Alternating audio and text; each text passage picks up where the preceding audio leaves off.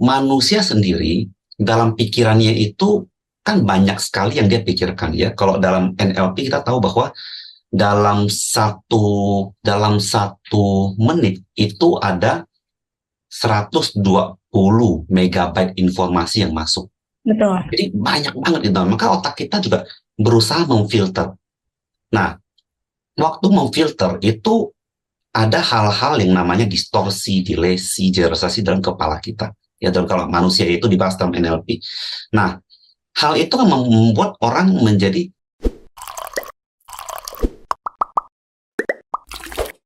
Halo teman-teman semuanya, balik lagi sama aku Vika di NLP for Business. Nah, di kesempatan kali ini aku ingin membahas nih tentang hypnotic language pattern. Nah, penasaran kan? Yuk kita langsung aja tanya ke Coach Salim. Halo Coach. Halo, pagi. Lagi juga Coach. Apa kabar nih Coach? Baik. Alhamdulillah. Oke Coach, aku mau tanya nih Coach. Ini kan tentang hypnotic language pattern gitu ya Coach ya. Karena katanya kan bahasa itu bisa mempengaruhi atau juga bisa mensugesti seseorang. Nah, kalau misalkan di NLP sendiri ada nggak sih Coach teknik-teknik khusus supaya ya kita bisa menggunakan bahasa yang dapat mempersuasif orang gitu Coach. Apalagi dalam segi penjualan gitu ya. Nah, itu tekniknya apa tuh Coach? Oke, ya. Tentu ada ya. Jadi karena kan waktu kita dalam melakukan selling, otomatis kan kita perlu ngomong ya, gitu kan, gitu kan. Nah, waktu ngomong itu yang penting kita mesti ingat bahwa sebenarnya waktu ngomong itu tidak cuma kata-katanya, kita mesti ingat bahwa kan ada komponen kata-kata 7%, sudah intonasi dan juga ada gerak tubuh, betul ya.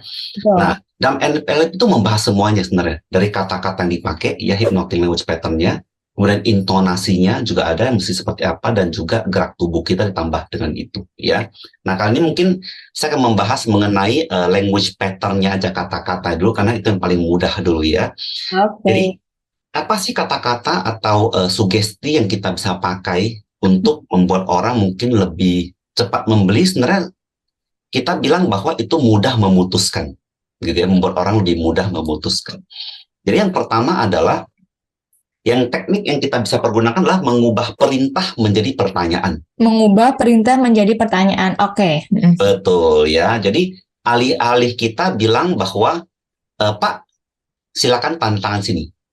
Ya, kita bilang bahwa Pak, apakah Bapak bersedia tanda tangan di sini? Gitu ya. Atau Pak, apa Bapak sudah siap tanda tangan di sini? Gitu.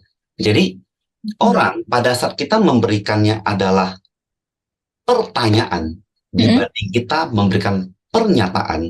Waktu kita memberikan pernyataan, orang akan merasa bahwa saat dia melakukan itu karena disuruh atau diperintah. Iya, Maka betul. buat bagi sebagian orang ini mereka tidak akan begitu senang, gitu ya. Apalagi mungkin orang yang tipenya dominan, ya, atau mungkin para bos-bos gitu ya. Mereka akan merasa bahwa kenapa harus saya tantangan atas perintah kamu atau suruhan kamu, gitu ya. Walaupun memang untuk itu dia perlu tantangan, gitu ya. Tentu waktu kita melakukan deal, kita melakukan ke semua level, betul ya. Nah, dengan kita merubah pernyataan tersebut menjadi pertanyaan, maka saat dia melakukan itu dia merasa bahwa oh, ini atas keinginan dia untuk melakukan. Ini atas kuasa dia untuk melakukan. Kita bertanya, dia melakukan hanya untuk menjawab pertanyaan kita. Pada ujungnya dia tetap tanda tangan, betul, sama-sama kan, iya kan? Iya kan? Ya, yang kita inginkan dia tetap kan dia tanda tangan, betul kan? Bukan yang kita ingin, bukan dia tanda tangan atas suruhan kita. Iya. Kita pengen tuh yang penting dia tanda tangan aja gitu. Nah, gitu ya. Jadi dengan merubah menjadi pertanyaan itu, maka orang akan lebih sukarela, lebih senang, ya, lebih nyaman untuk melakukannya tersebut. Ya, itu yang pertama. Wah, oke, siap. Ya, merubah perintah menjadi pertanyaan. Nah, yang kedua adalah teknik yang disebut dengan jika saya menjadi Anda, maka saya akan. Oke. Ya. Nah, penerapannya seperti apa sih? Contohnya kita sudah mengajukan beberapa proposal kepada dia, betul ya? Mungkin orang biasa kan suka bingung gitu ya, dia mau milih yang mana. Misalnya ada A, ada B, ada C gitu kan. Dia bilang saya mau yang A sih gitu kan, karena benefitnya banyak ya, garansinya banyak, atau pelayanannya banyak gitu ya, tapi mahal-mahal banget Salim gitu kan. Kalau yang B ini sedang-sedang sih, tapi yang benefit ini nggak ada. Ya, yang C sih murah, tapi wah lebih lebih ini lebih dikit lagi, mungkin nggak cocok sama kita gitu kan. Nah, orang orang pada dasarnya pasti maunya ya, semua orang ya, termasuk kita sendiri ya, kita pasti maunya beli semurah-murahnya, dapat sebanyak-banyaknya. Banyak-banyaknya. Ya, Ya, betul. itu manusiawi sekali, betul. Tapi Betul. peran kita sebagai sales, ya, yaitu sebagai perantara, ya, peran kita itulah membantu untuk nasabah atau klien memilih. Nah, oleh karena itu, bagaimana cara membantunya adalah daripada kita bilang bahwa, Pak, kalau menurut saya mendingan Bapak pilih yang C, misalnya. Ya, misalnya ya, pilih yang C. Atau kita bilang misalnya pilih yang B, gitu ya. Nah, daripada kita langsung menurut saya mending pilih yang B, kita bilang di awalnya, ya, untuk memperhalusi itu adalah, jika saya menjadi Bapak, ya, jika saya menjadi Bapak, saya sih pilih yang B, Pak. Ya. Lebih halus gitu ya, Coach ya. Betul. Sehingga ini prinsipnya sama seperti yang di pertama, bahwa orang tidak merasa diperintah. Betul. Tapi orang merasa bahwa ini suggestion dari pandangan saya. Ya, dari pandangan saya kan, dari posisi saya gitu. Nah, saya bilang bahwa Pak, kalau saya jadi Bapak, saya sih akan pilih yang B, Pak. Kenapa? Mungkin yang pertama adalah, saya rasa pertama budget masih masuk, ya. Jadi cash flow masih oke lah, Pak. Kedua juga manfaat yang utama yang Bapak inginkan, ya, fitur-fitur utama yang Bapak inginkan semua juga udah masuk kok, gitu kan? Gimana menurut Bapak? Nah, maka dia akan merasa bahwa oh iya, ada orang yang membantu dia, ada dukungan nih untuk yang B nih. Tapi apakah kemudian dia pasti pilih yang B? Belum tentu. Betul. Ya, belum tentu dia akan pilih yang B. Bisa jadi dia akan bilang bahwa, tapi Salim kayaknya yang C aja cukup kali ya. Ya enggak, kan dia lebih murah nih Salim gitu kan. Nah, saat dia ngomong seperti itu, kita harus bilang, oh iya benar. Kita harus dukung dia juga yang untuk yang C. Yang C. Ya benar sih Pak gitu kan. Kalau Bapak, menurut Bapak, kenapa Pak memilih C ya? Karena yang C juga kayaknya udah oke lah ya kali Salim ya. Ya benar juga sih Pak, gitu kan. Budgetnya lebih oke, benefitnya kan Bapak rasa udah masuk kan? Iya sih. Kalau itu menurut saya juga cocok sih Pak yang C. Jadi manusia itu bisa jadi pertama dia memang tahapnya kebingungan, kedua bisa jadi dia memang sudah punya pilihan. Iya, betul. Ya, jadi sebenarnya dia sudah punya pilihan, dia cuma belum menetapkan saja. Nah, dengan kita memberi sugesti dari pandangan kita, maka membantu dia memastikan pilihan yang dia ambil atau pilihan yang dia sudah pikirkan sebelumnya. Ya, ini sama persis kayak cewek kan kalau nanya gitu kan. Iya. Bagusan baju yang merah apa yang biru, ya nggak sih? Ah, ya. Ada lu udah punya jawabannya gitu ya, Coach ya, dari awal. Dia sudah punya jawabannya ya. Paham aku, Coach. Iya. Nah, tapi kalau misalkan dari ada lanjutannya nggak nih, Coach, atau cukup 2 itu aja? Ya, ada 3 dan 4 lagi. Wah, oke. Ya. Silakan dilanjut nih, Coach. Oke, ya, nomor 3 ya. Nomor 3 itu namanya yes set. Ya, yes set tuh gini. Jadi orang itu akan lebih bermudah memutuskan kalau dia sudah mengatakan iya. Iya, oke. Menurut survei itu 3 kali iya, maka dia akan memudah untuk ngomong iya untuk 4 kali. Ya. Kalau 2 kali berarti belum. 2 kali belum. Oh, oke. Menurut survei itu 3 ya. 3, oke. 3 kali. Ya, keempat baru gampang dia ngomongin. Hal ini berhubungan dengan alam bawah sadar kita. Jadi waktu kita mau memutuskan sesuatu, cenderung kita cenderung akan melakukan hal yang sering kita lihat atau teringat sebelumnya. Betul. Contoh, kita ngomong contoh dulu ya, contoh ya. Jadi kita sering nonton iklan ya, misalnya kita lihat iklan lewat deh, iklan misalnya merek A, billboardnya A, terus iklan isi A. Waktu kita ke supermarket, pasti yang kepikiran sama kita adalah produknya si A. Ya, itu namanya top of mind. Jadi hal-hal yang kita lihat itu sebenarnya kerekam dalam pikiran kita, ya, masuk ke alam bawah sadar. Walaupun kita belum memutuskan, tapi apa yang kita lihat itu membuat masuk dalam alam bawah sadar kita, ya. Kalau memang teman-teman sini mau nonton film ya yang ada hal ini, itu nonton film Now You See Me itu juga sama. Gimana orang memutuskan sesuatu ya dengan cara dia dikasih lihat dulu sebelumnya. Maka dia pasti memilih angka tersebut ya. Nah, bagaimana penerapannya dalam selling juga sama kan, kita nggak pasang billboard ya, kalau kita sales Iya. kita nggak pasang billboard, betul? Betul, Nah, betul. maka yang kita perlu lakukan adalah bagaimana menanamkan yes ini di kepala dia. Ya, Hmm.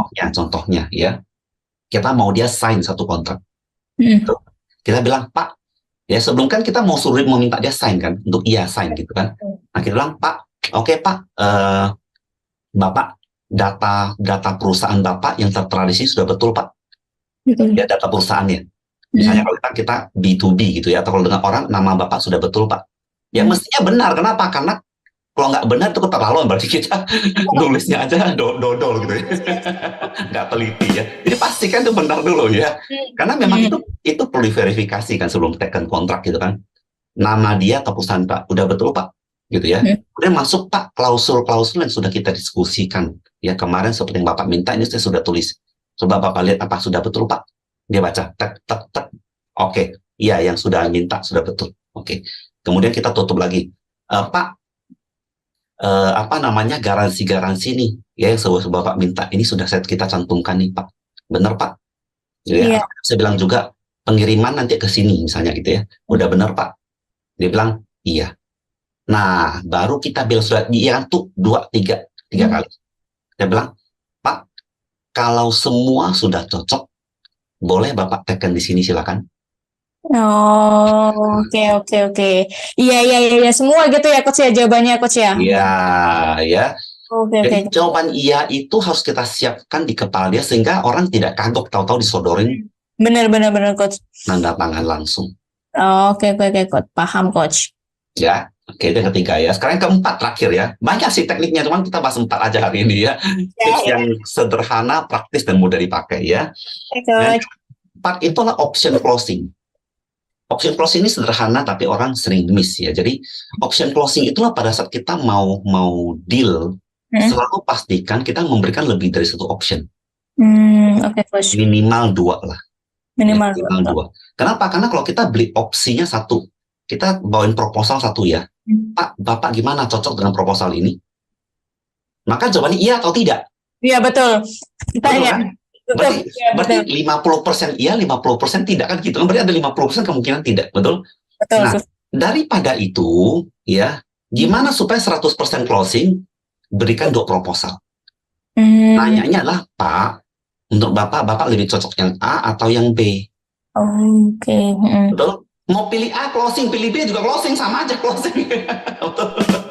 Mantap. Oke.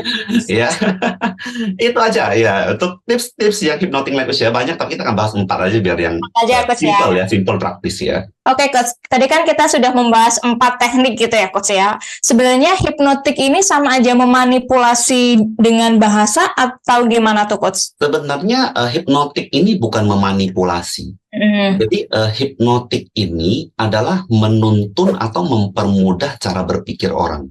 Karena manusia sendiri dalam pikirannya itu kan banyak sekali yang dia pikirkan ya. Kalau dalam NLP kita tahu bahwa dalam satu menit itu ada 120 megabyte informasi yang masuk. Betul. Jadi banyak banget itu. Maka otak kita juga berusaha memfilter. Nah, waktu memfilter itu ada hal-hal yang namanya distorsi, dilesi, generalisasi dalam kepala kita. Ya, dalam kalau manusia itu dibahas dalam NLP. Nah, hal itu kan membuat orang menjadi sulit memutuskan dan akhirnya terus mempertimbangkan tapi tidak memutuskan. Compare terus gitu ya, Coach ya? Betul ya, karena terlalu banyak data yang ada di kepala dia, pertimbangan terlalu banyak. Nah, kita mempermudah dia untuk memutuskan. Kenapa? Karena sebenarnya kalau tanpa keputusan itu tidak ada pergerakan. Manusia tidak mendapatkan apapun. Penjual maupun pembeli tidak mendapatkan apapun. Sama-sama nggak dapat apa-apa. Ngambang gitu ya, Coach ya? Ngambang, betul ya. Kalau dia nggak ambil produk kita, dia juga tidak makin untung, tidak makin sehat, atau tidak makin baik atau apa segala macam itu. Dari segi sales juga tidak apa-apa. Ya kan, karena kan apa yang kita berikan ke mereka pasti ada benefitnya kan. Dan yang mereka putuskan ambil juga pasti ada benefitnya. Waktu mereka tidak ambil berarti sebenarnya zero, nggak semua tidak mendapatkan apapun. Gitu. Jadi bukan memanipulasi tapi mempermudah dan menuntun dalam pengambilan keputusan. Dan membantu juga gitu ya, Coach ya. Yes. Oke. Berarti keempat teknik itu juga bisa digunakan untuk presentasi dan juga untuk negosiasi juga gitu ya Coach ya? Pastinya. Oke, thank you banget nih buat Coach Salim yang tadi sudah menjelaskan terkait tentang teknik-teknik hypnotic language pattern gitu. Semoga bermanfaat juga nih buat teman-teman semuanya. Thank you Coach Salim. Oke, thank you semuanya. Oke, akhir kata dengan saya Vika dan saya Salim. dari NLP for Business untuk Indonesia. Bye-bye. Bye.